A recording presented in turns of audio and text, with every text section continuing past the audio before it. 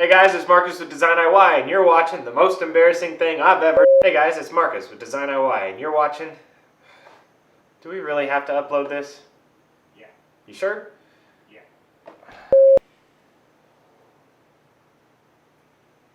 Hey guys, it's Marcus with DesignIY, and you're watching a vlog video of my first experience doing drywall. Unfortunately.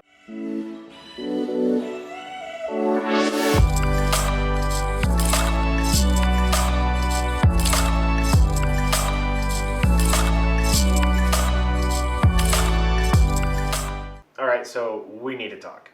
If you came across this video because you're trying to figure out if you should attempt drywall yourself or if you should hire it out, you're probably watching the right video.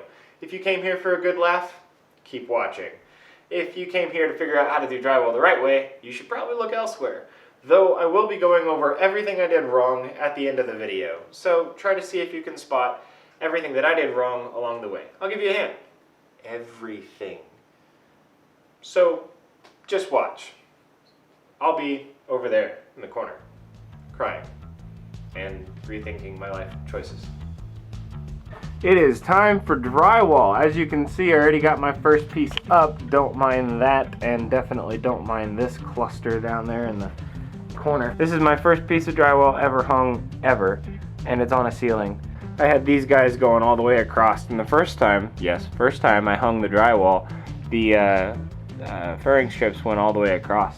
And what I didn't notice is that dip, that unlevelness, was only in the center. This mold-proof stuff, or mold-resistant stuff, is ridiculously heavy. So I highly recommend the lightweight stuff, but for a bathroom ceiling you kind of have to do the moisture-resistant. So I flipped a piece of drywall upside down. A lot of people would probably tell you to do it on the front just because it makes the cutting easier. But I'm doing it on the back side just because it's easier for me to actually plot out.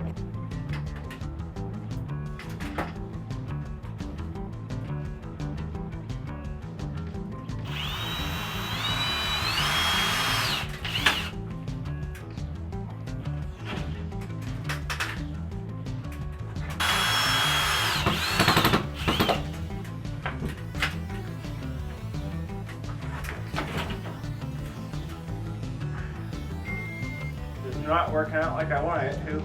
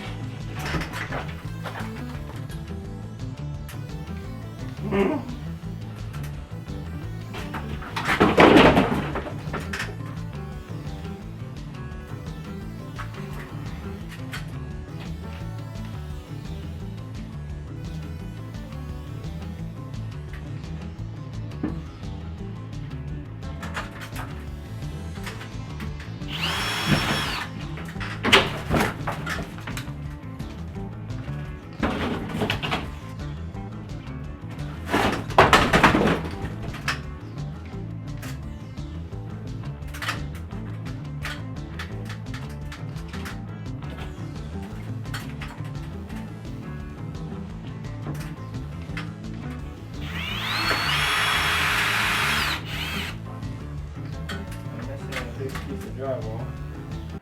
And that's how you install drywall. So the drywall is up and looking ugly as ever. I got really mad, and I'm really hoping that I can just take that paper out, pack it full of mud, sand it down smooth. Big old gap there. I'll probably fill it with something. It's really bad, but I'm gonna roll with it. Here we go.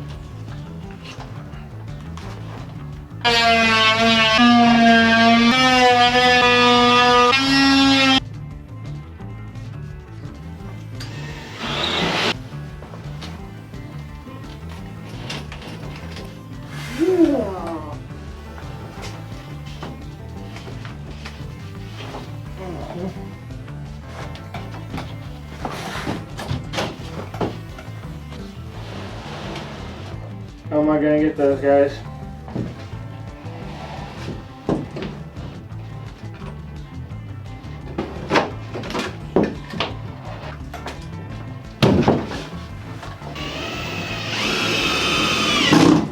I just made probably the most amateur mistake. I don't know why I wasn't thinking about it. And that is this drywall behind me. You can see I got a stud here. I got a stud here. And we thought to end the drywall not on a stud. I got one here to do, and I got one down there to do. Life stuff.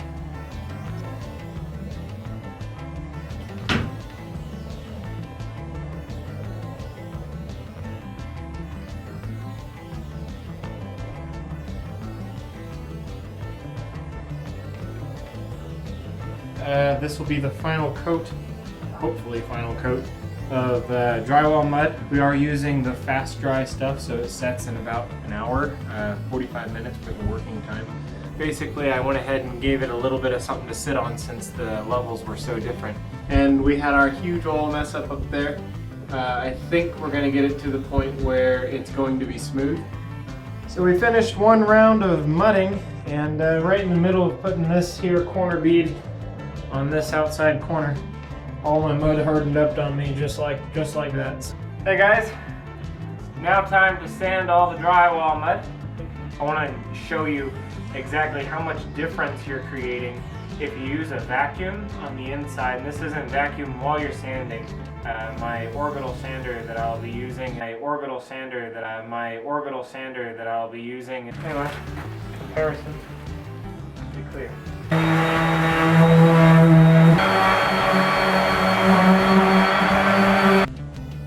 So my lens is definitely not foggy. This is just how much dust is actually in the room. And I'm using old sandpaper. It would be worse if I used a brand new piece. But I wanted to illustrate to the camera exactly how much dust is here.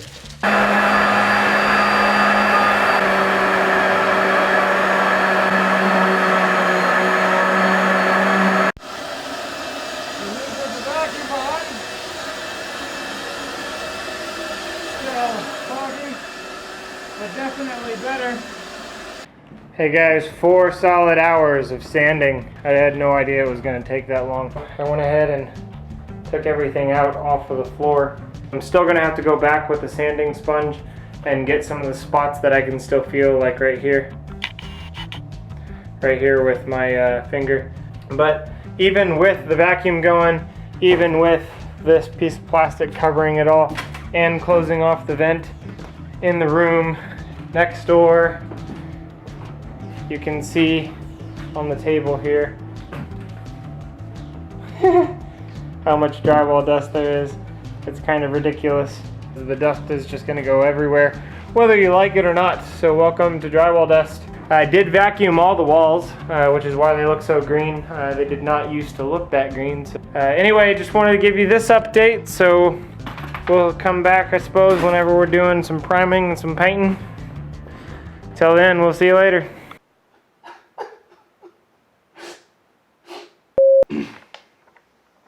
Well, while you guys were watching the video, I made a list of things that I did wrong, and it's a lot.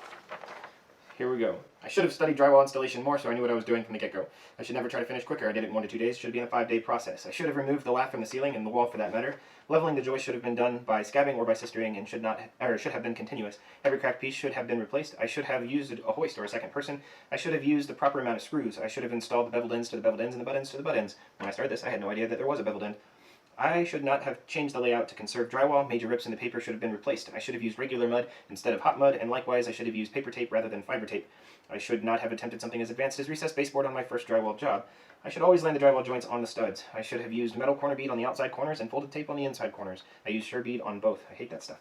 Smoothing joints should be done during the application of the mud and not while sanding. Screws should be smooth and not bumps during the mudding process. Sanding should be to change the texture and not to make smooth. For the love of God, orbital sanders are not for drywall. Sanding sponges, sanding screens, or approved papers only. 3 to 4 coats of mud, each smoothly building on the last, not 1 thick coat of mud sanding smooth later. And of course, outlet holes should be cut around the electrical box, not around the outlet tabs. Therefore, the installation of drywall should happen before the installation of the outlets. That's it, guys.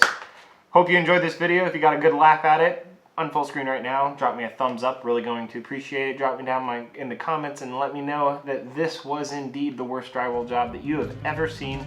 And until next time, this is Marcus with DesignIY. We'll catch you later.